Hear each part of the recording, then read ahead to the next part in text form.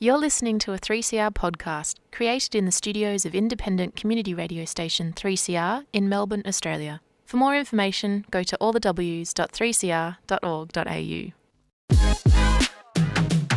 3CR is radical radio, and that means more than just alternative current affairs and political coverage. We're radical because we're an independent media outlet, owned and operated by the community. We're radical because we give communities the control of their own shows, with their own music, in their own languages. We're radical because we provide a media platform for communities to build their own power to create social change. Become a subscriber and support Radical Radio. Call us on 03 9419 8377 or subscribe online at 3cr.org.au/subscribe.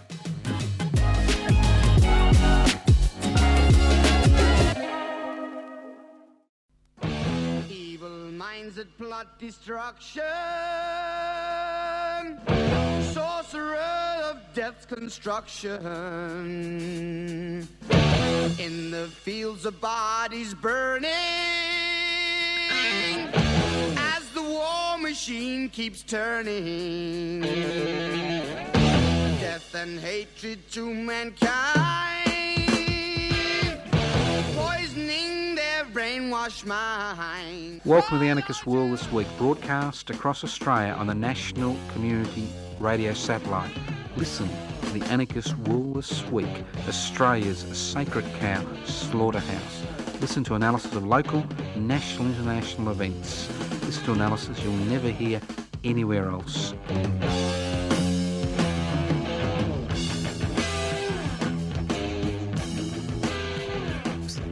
Welcome to the Anarchist World This Week, broadcast across Australia via the Community Radio Network. Now, I've got my feet tangled in the wires. I wonder if I've pulled out a wire. Who knows? If I have, you won't be able to hear us. This program is streaming live on 3cr.org.au. It's broadcast across Australia via the Community Radio Network. My name is Joseph Toscano. I'm hosting today's program. And if you want to listen to the podcast, you go to 3cr.org.au, and this program is coming to you from the studios of 3CR in Melbourne town. But all those radio stations, community radio stations across Australia, that at various times take the Anarchist World This Week so the listeners can listen to something a little bit different. Thank you for, over the last, for decades, broadcasting the Anarchist World This Week. If you wonder what anarchy is all about, no, it's not what's happening in the Ukraine, the Middle East. Anarchos means without rulers. The anarchist struggle is the struggle to create a society without rulers. Not rules, rulers. And this is the confusion that a lot of people have. I think anarchy is about chaos. Unfortunately, it's the other way around. The more centralised power, the more chaos you have, as we see in the Middle East. So, it means so without rulers. What gives rulers the ability to determine the lives of billions, not millions, billions of people? Inequalities of power and wealth. So what is the anarchist struggle? The anarchist struggle is to devolve power or share power, possibly through direct democratic means, and the struggle to hold wealth in common and use it for the common good. Exceptionally simple concepts. You don't need a PhD in, political philosophy. Simple concept. Inequalities in power and wealth. So we're involved in the struggle to share power, the struggle to hold wealth in common and share for the common good, then whether you like it or not, you're an anarchist. Sorry, you've got that big mark of Cain on your shoulder.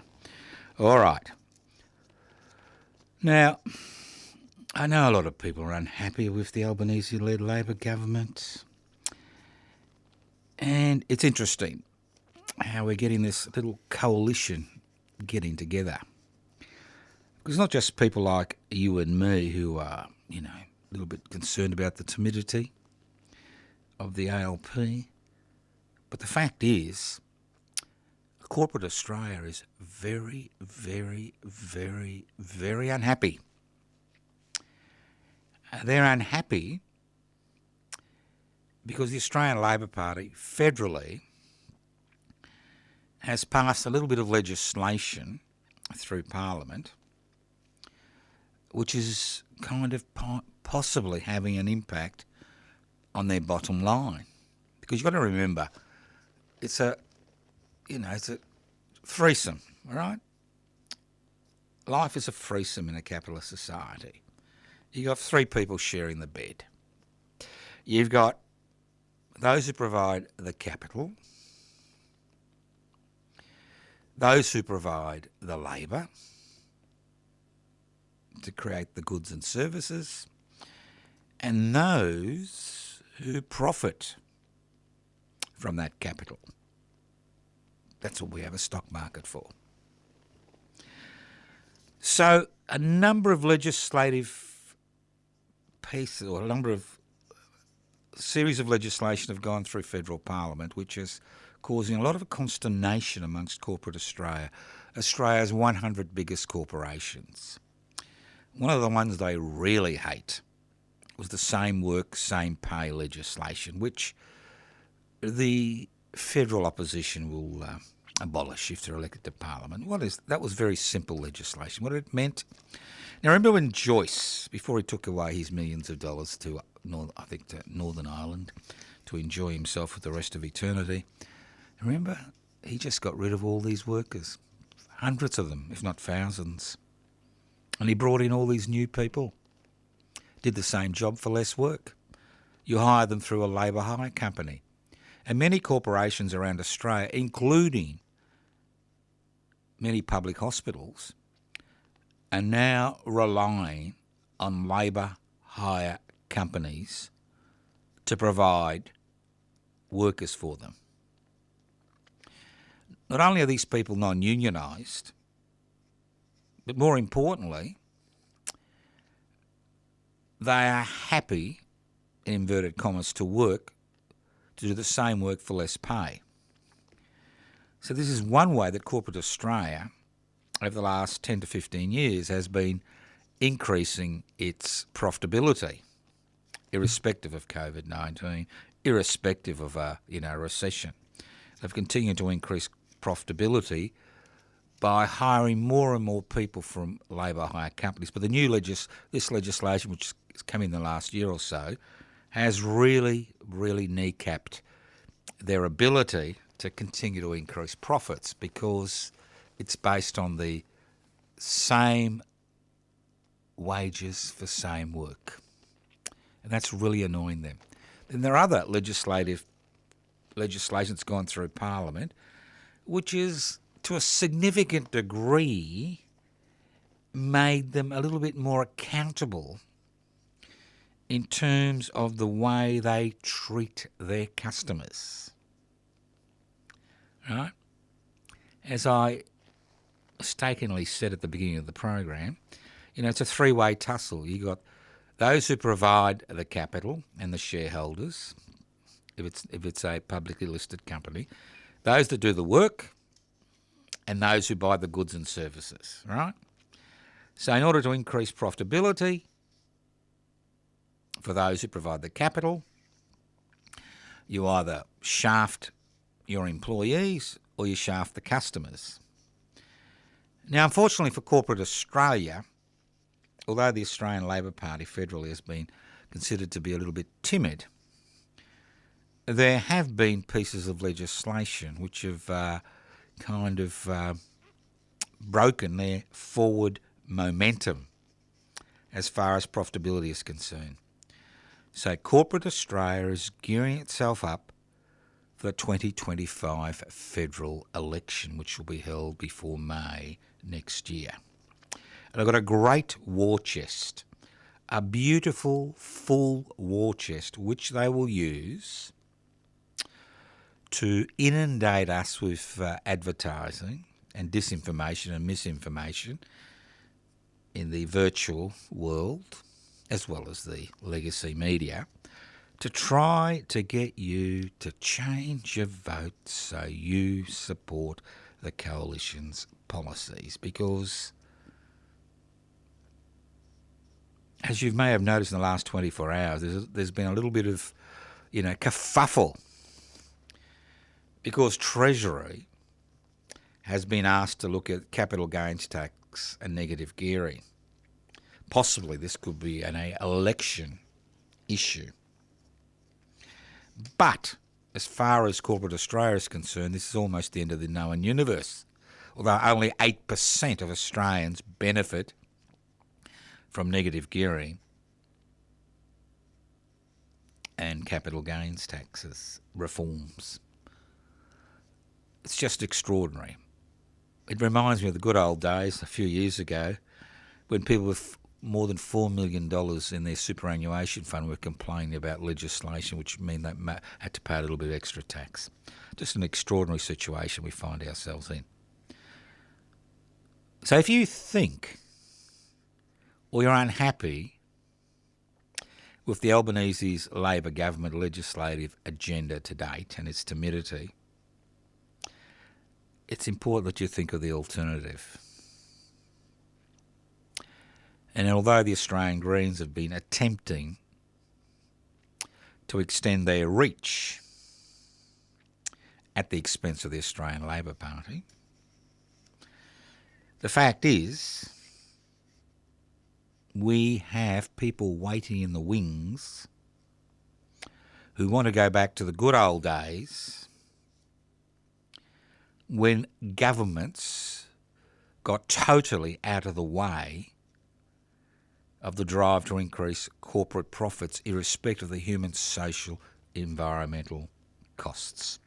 You're listening to The Anarchist World This Week, broadcast across Australia via the Community Radio Network. My name's Joseph Toscano. I'm hosting today's program.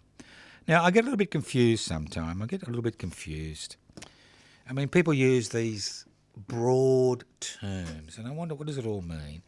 And I did notice that the Prime Minister spoke about the Australian spirit, and he said a particular piece of proposed legislation by the opposition was not in the Australian spirit.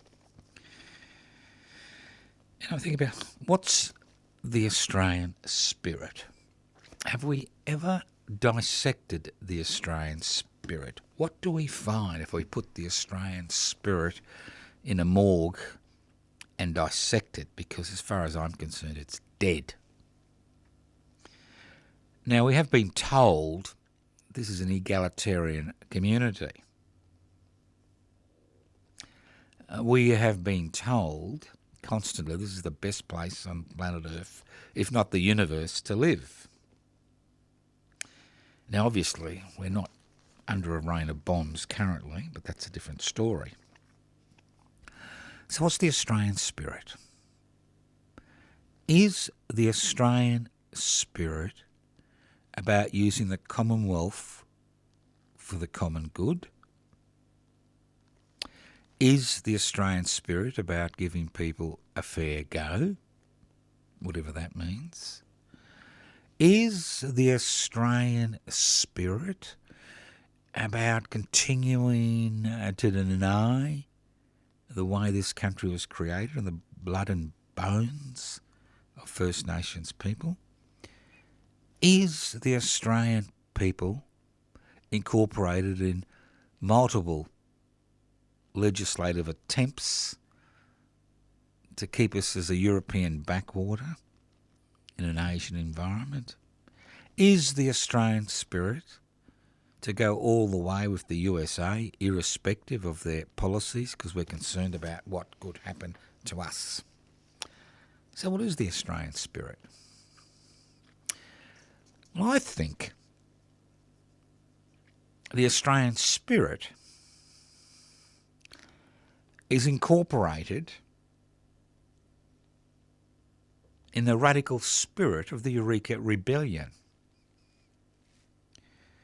which occurred on the 3rd of December 1854, 170 years ago. And it's not about flying the Southern Cross, but it's about looking at the oath that was sworn at Bakery Hill on the 29th of November. It's Bakery Hill in Ballarat, the 29th of November 1854, by a breakaway group from the monster meeting which decided to set up the Eureka stockade. And that oath, I believe, think, no, encapsulates what the Australian spirit should be. And those of you who don't remember the oath, and why should you?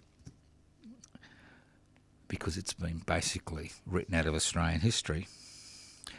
We swear by the Southern Cross to stand truly by each other and fight to defend our rights and liberties. Remember, this was an oath which was sworn in 1854. We swear by the Southern Cross to stand truly by each other and fight to defend our rights and liberties. Now, let's dissect it. Let's anaesthetise it because it's still alive, unlike Dutton Albanese's Australian spirit. We, us, the people, we. And I think about the Eureka Rebellion. It was an international rebellion. People of all colours, races, religions, beliefs came together to fight a common enemy. We, us. Not we with blue eyes, or we with 2 legs, or we with 5 arms, but we, everyone, we. We swear by the Southern Cross. Now, a lot of people think the Southern Cross is a religious, Christian religious symbol. Well, it's not. Now, when people came to the goldfields in Victoria, New South Wales and Queensland and West Australia, and they were camped out in their tents and they looked up in the sky, they didn't have their little mobile phones to play with. They didn't have their media, their social media or asocial media. Didn't have all their virtual platforms and all those podcasts to listen to. They looked up in the Australian sky and what they saw was the Southern Cross. There are 2 constellations that you can only see in the Southern Hemisphere, and that is the Southern Cross and the Morning Star. And it's interesting that the Morning Star is actually the symbol of the West Papuan independence movement. So the Southern Cross is what reminded people they were in another part of the world. And many people obviously had come here to improve their economic situation, but many people had come here as political refugees. Refugees from the hereditary caste system, which Europe was all about. So it reminded them they were here, a new continent. We swear by the Southern Cross to stand truly by each other. The essence of struggle, solidarity. Whether you're a member of a trade union, whether you're a member of some type of protest group, whether you're a member of an emerging political force, it's about solidarity. It's solidarity which pushes struggle forward. We swear by the Southern Cross to stand truly by each other and fight. That's the key word, fight, to defend our rights and liberties. In 1854, people believed they were born with inalienable rights which no state, no lord, no master could take away from them. So to me, that is the Australian spirit. And since 2002, the Anarchist Media Institute has been organising the Reclaim the Radical Spirit of the Eureka celebrations in Ballarat to reclaim that Australian spirit that is encapsulated in the Eureka Oath. And this year is the 170th anniversary of the Eureka Rebellion. We invite each and every one of you to take a day off work. Join us for a dawn ceremony at the Eureka Stockade Gardens at the corner of Eureka and Stall Street in Ballarat, which starts at 4 a.m. A communal breakfast from 6 a.m. to 8 a.m. Bring your own food and drinks in the spirit of solidarity, communitarianism. Then there's the Eureka medal, Australia medal presentations at Bakery Hill.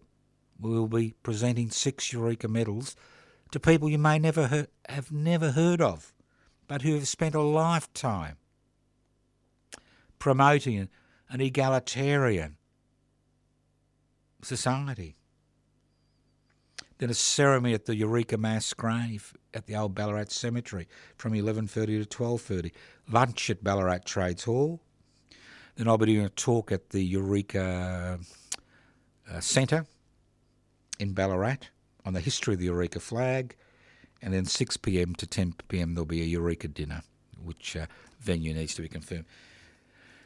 Now, 12 months ago, we invited Ballarat Regional Trades and Labour Council to take up this celebration, to be part of this, because obviously this is something that belongs to each and every one of us who believes in the Australian spirit. And this year, the Reclaim the Radical Spirit of the Eureka Rebellion celebrations and the Ballarat Regional Trades and Labour Council will be hosting the 170th anniversary Eureka celebrations, not on the weekend before or after the 3rd of December, but on the 3rd of December. And we invite you to join us. Listen to The Anarchist World this week, broadcast across Australia by the Community Radio Network. Now, we're seeing the extension of the Gaza carnage into southern Lebanon. You know? And I was listening to an interview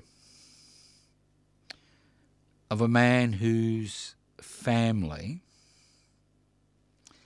had been buried in the bombing of a residential building in Beirut. And it reminded me of a statement made by a Palestinian woman in Gaza as she was holding her dead baby who had been killed in a bombing raid. And she said, "We're human beings, not animals. We are human beings." And this man said, the West, that's you and me, the West, Western society, the liberal, social, democratic societies, the West, acts as if the welfare of animals is more important than the welfare of human beings. And that encapsulates, in a sentence, the essence of how we, as communities in the so-called liberal social democracies, well, parliamentary democracies, have looked on.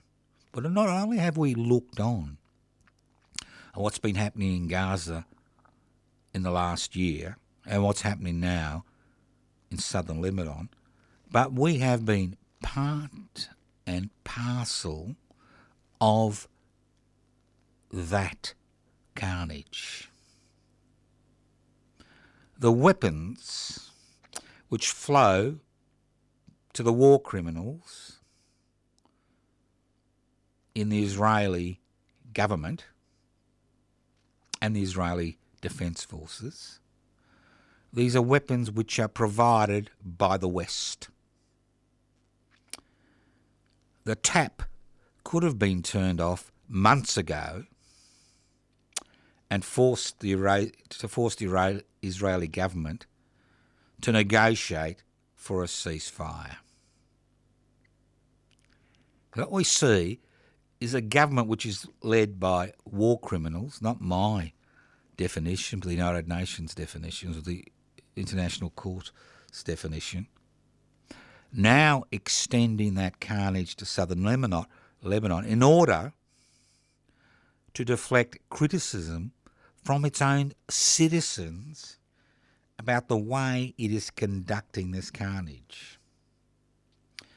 You see, Israel thinks that the way to obtain security for its citizens is to cow its neighbours, cow its, the people who they struggle against.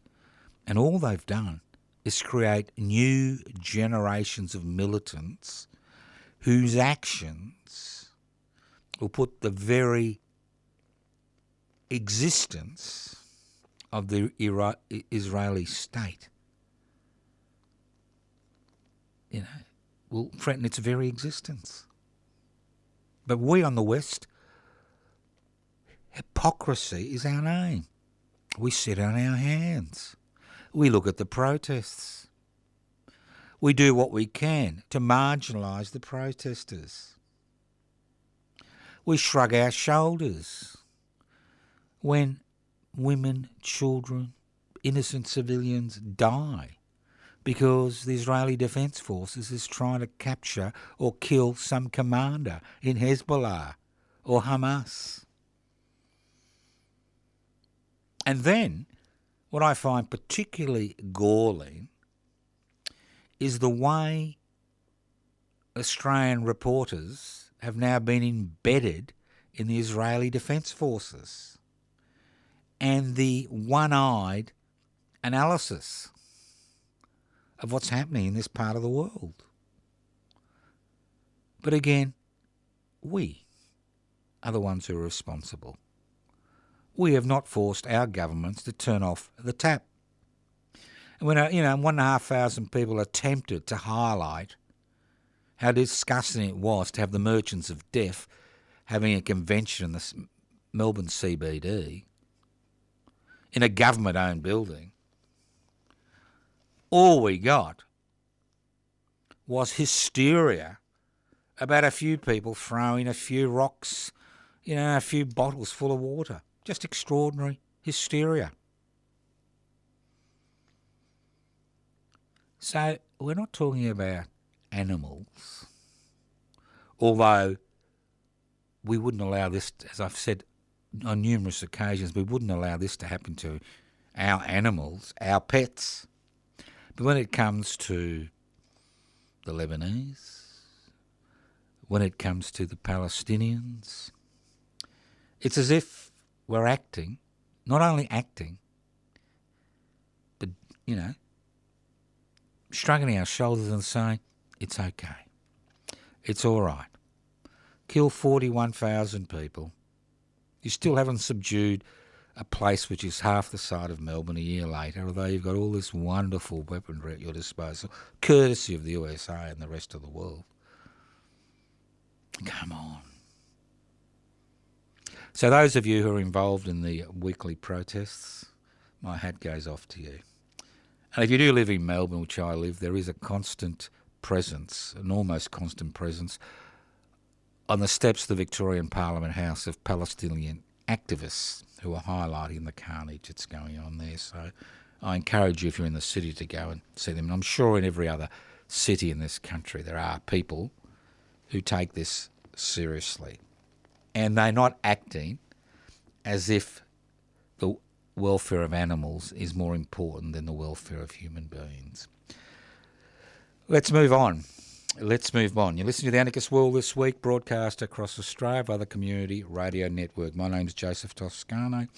You can leave messages on 0439 395 489. If you're interested in a different alternative or a different way of looking at things, I suggest you go to the Public Interest Before Corporate Interests website.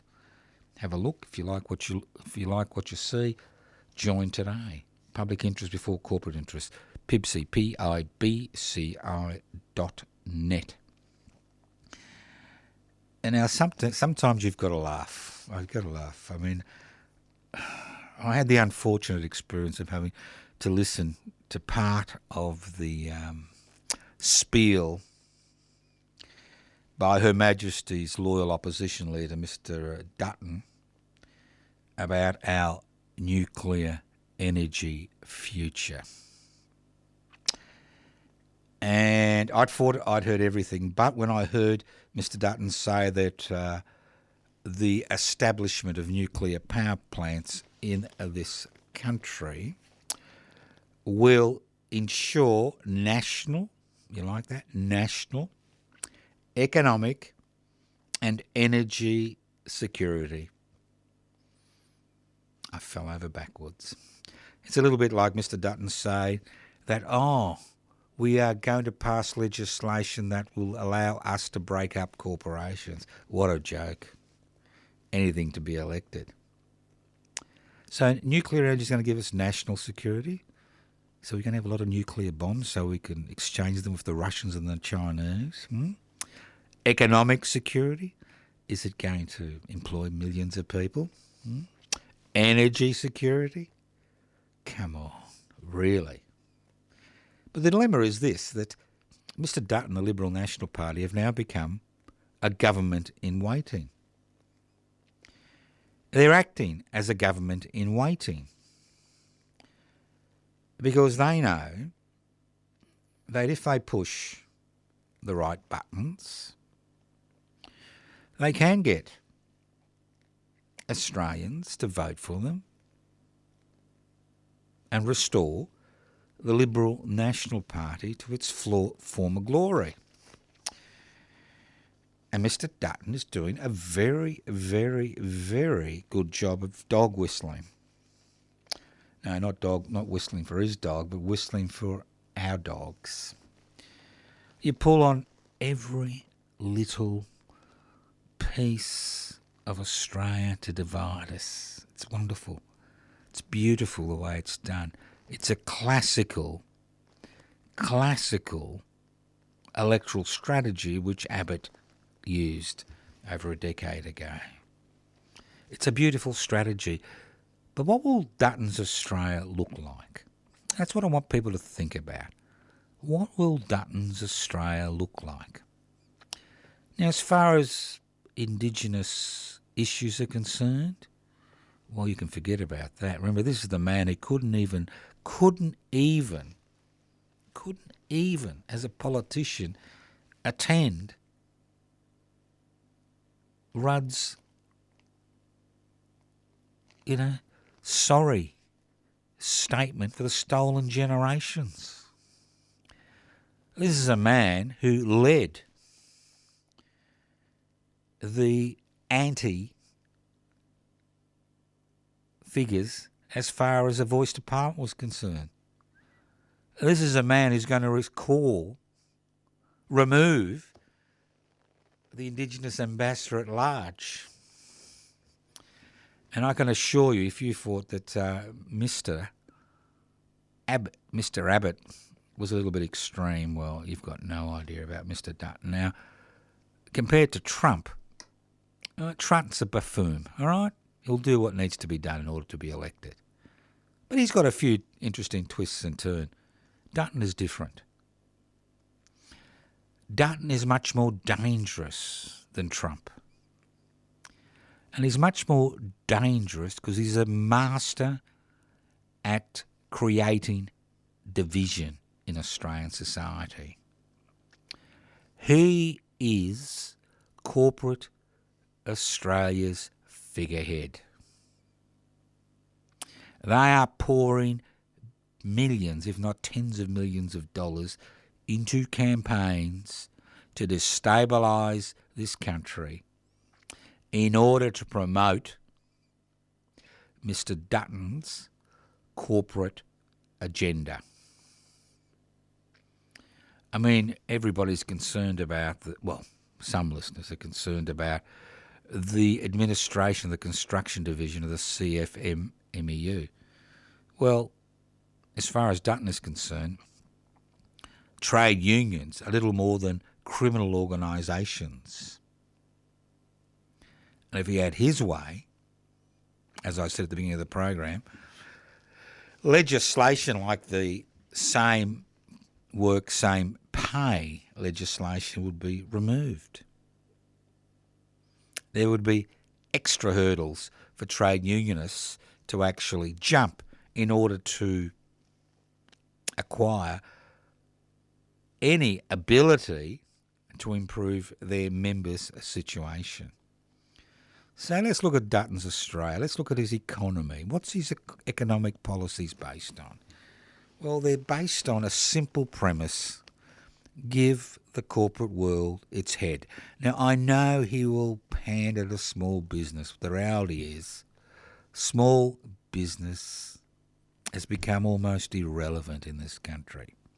Although over a third of workers work for small business, it's irrelevant as far as it being protected from the excesses of the corporate world, the excesses of the duopolies which control most aspects of life in this country. And when it comes to the 40% of Australians who own 1% of this country's wealth, or the 33% of Australians who are on social security benefit, let's not forget that Dutton was a major architect of the robo scheme, of the idea there are leaners and movers, and anybody on a social security benefit is some type of leaner, some type of leech sucking on corporate profitability.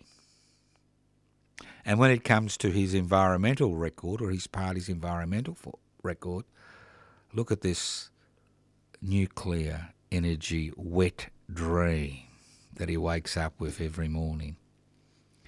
Look at it. What's it going to do? Is it going to provide energy security? Is it going to do anything? Look at the Liberal National Party's policies on coal and the climate emergency, which they still don't believe exists, although they will use words, which will elevate their electoral standing. And then when it comes to negative gearing and capital gains tax, we will abolish anything.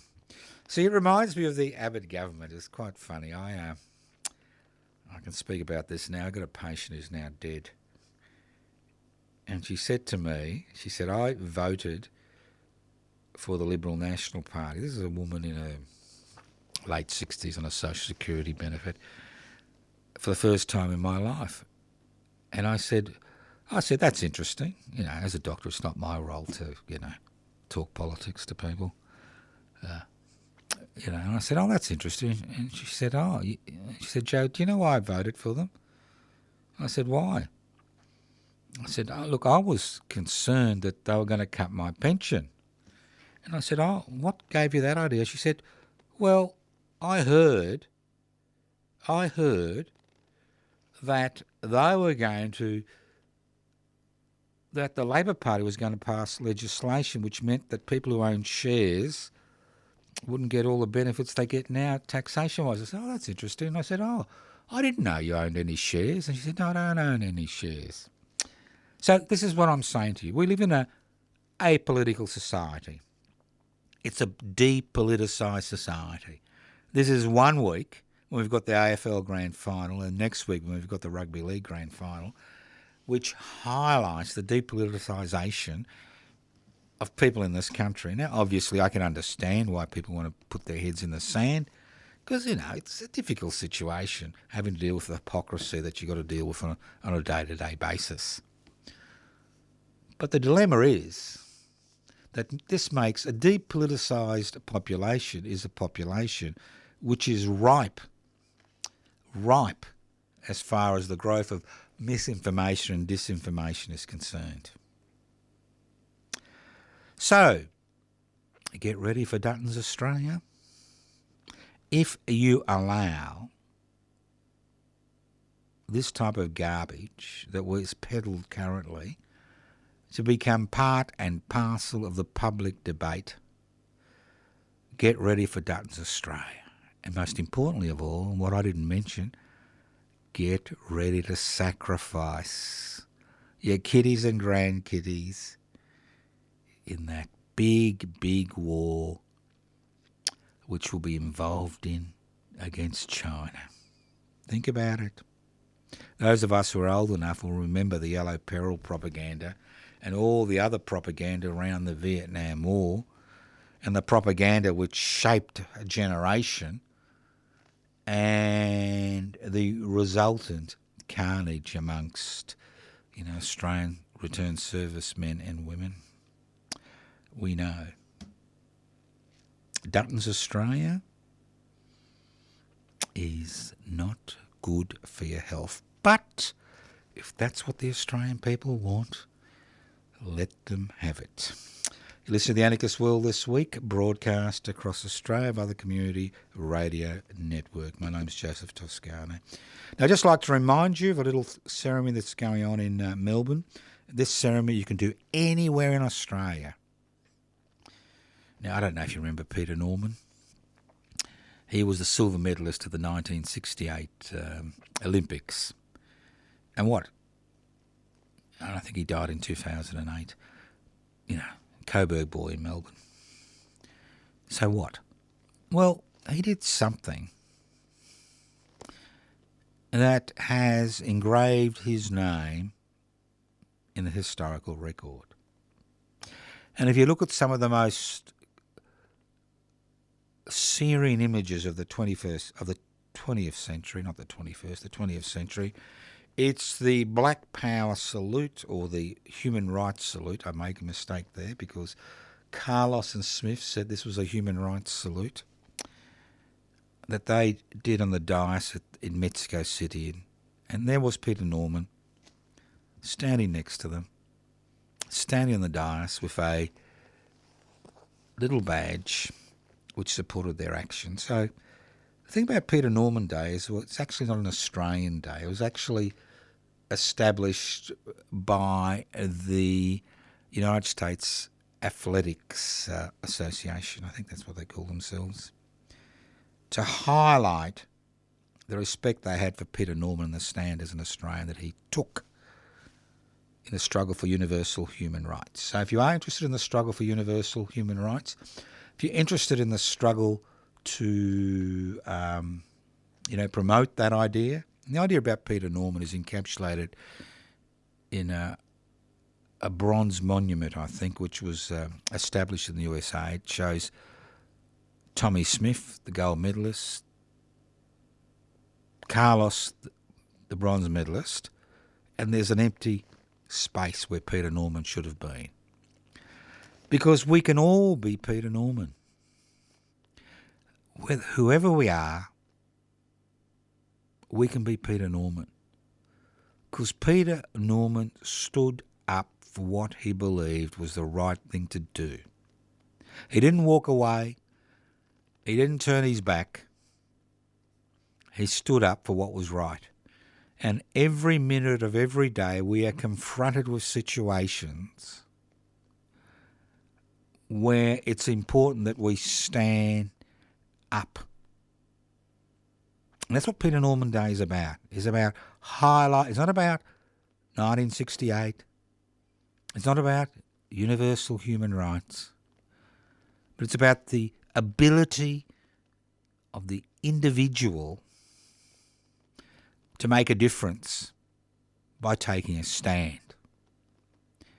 How often, and this includes me, how often have we walked away because it's easier to walk away than take a stand regarding what's happening before us, before our very eyes?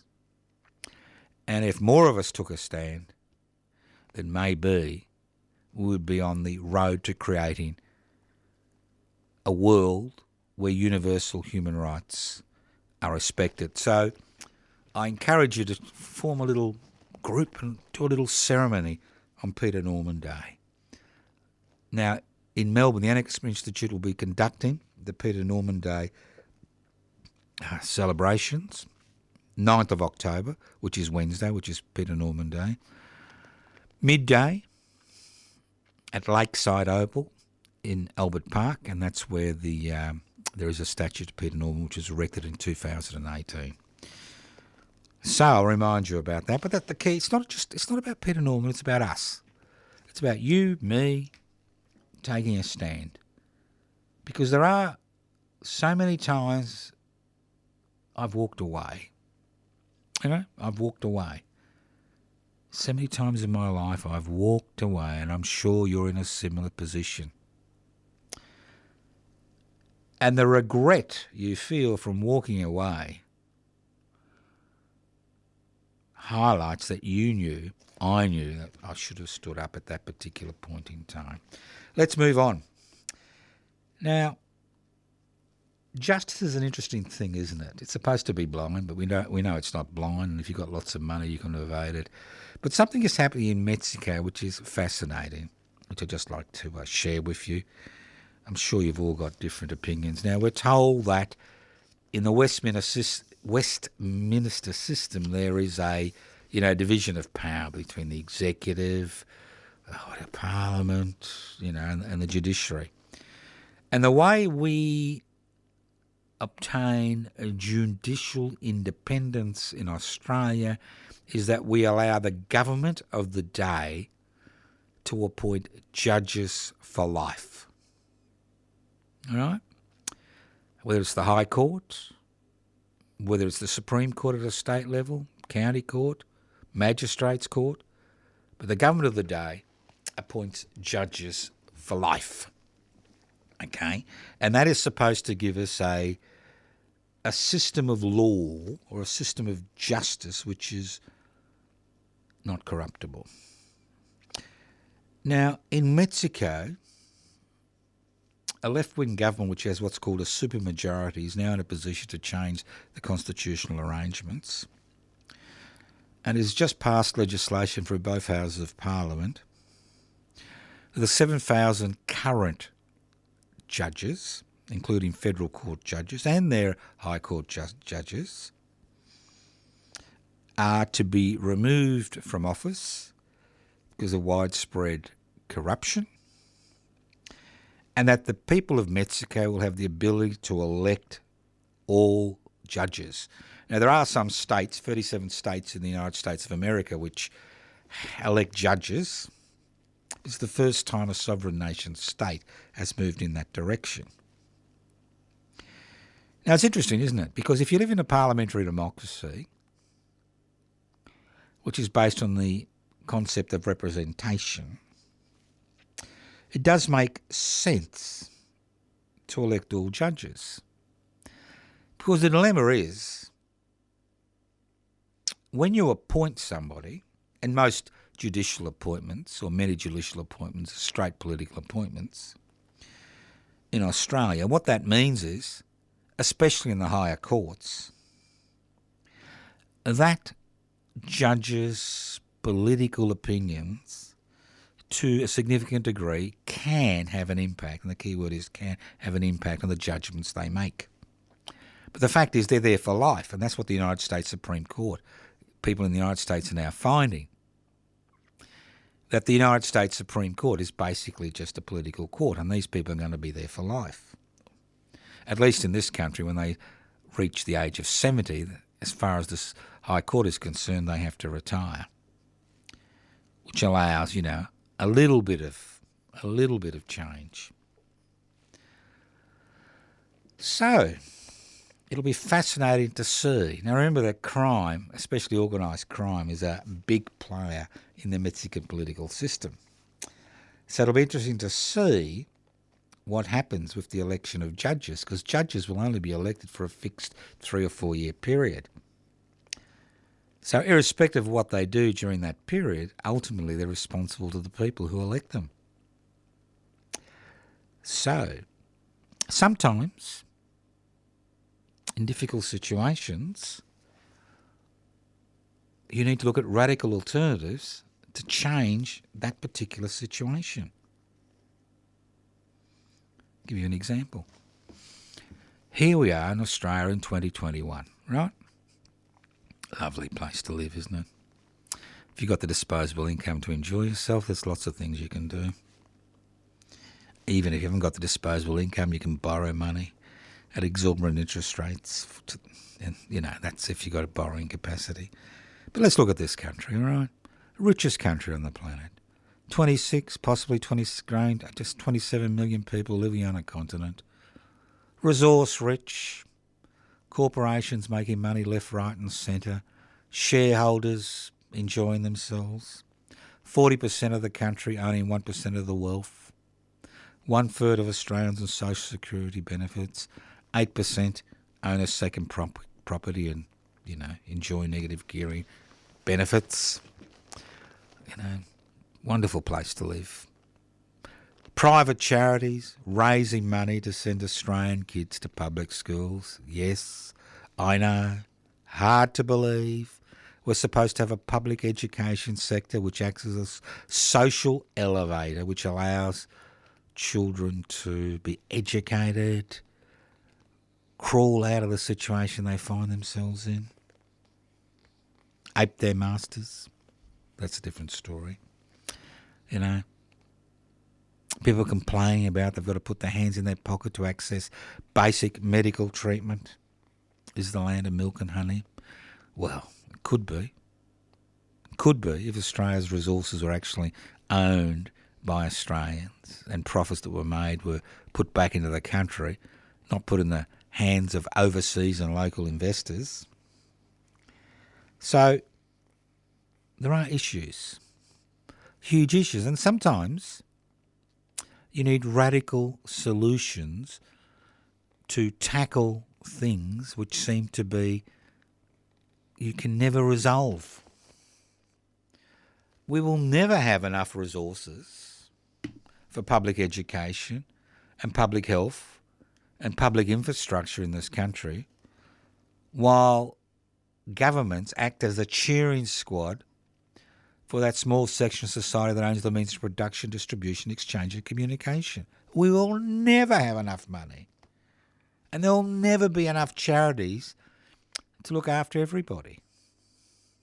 And the robo-debt scheme will continue ad nauseum. Because what we've seen, and I'm sick of telling you this, and I'm sure you're sick of hearing it, but what we've seen during the last 40 to 50 years during the privatisation, deregulation, globalisation, corporatisation revolution, which is totally responsible for the rise and rise and rise of authoritarian figures with authoritarian solutions, because parliamentary democracy has failed miserably.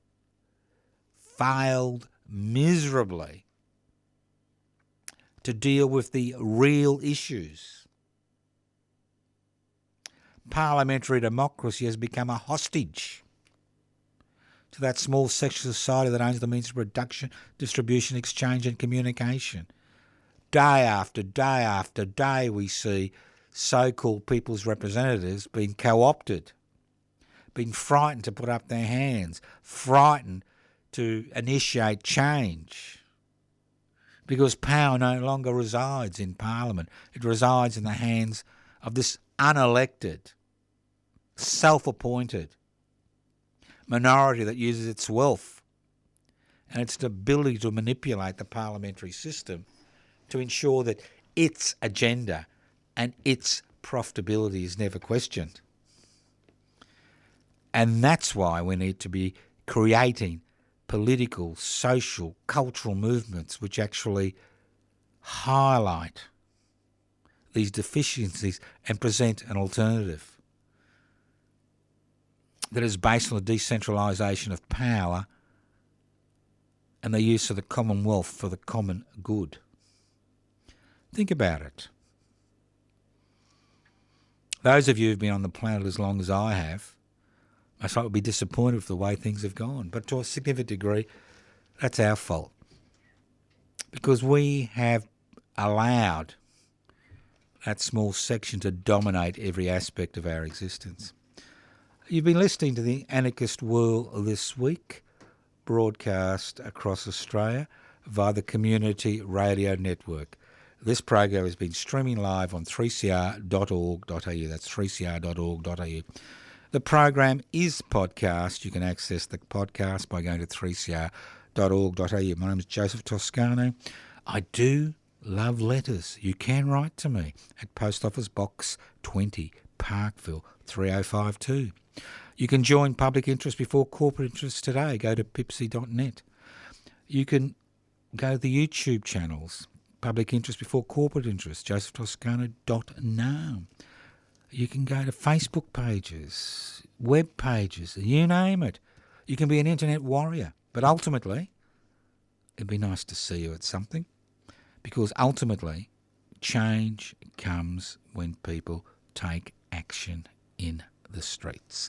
Thank you once again for listening to The Anarchist World this week on your local community radio station, courtesy of those wonderful people at the Community Radio Network. This program has been streaming live on 3cr.org.au. That's 3cr.org.au. The program is podcast. There's hundreds of other issues, hundreds of podcasts. Go to 3cr.org.au and binge on The Anarchist World this week. And it doesn't cost you a cent to binge on The Anarchist World this week. And if you want to leave messages, only pleasant, 0439 395 489, 0439 395 489. Listen to The Anarchist World this week, next week, via the Community Radio Network. Evil minds that plot destruction, sorcerer of death's construction. An analysis you'll never hear anywhere else. Anarchist World this week. Australia's sacred cow slaughterhouse. 10 a.m. every Wednesday. Listen to The Anarchist World this week for an up-to-date analysis of local, national and international events. Poisoning their brainwashed minds. Oh, Lord, yeah.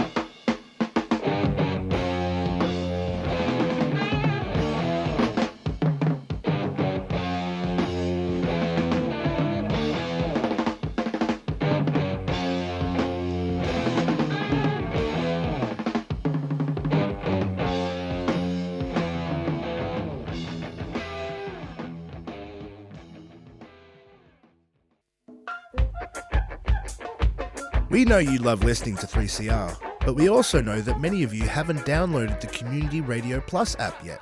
The app lets you tune in anywhere and share the station with your friends. So, show the love and share the love and search Community Radio Plus wherever you get your apps.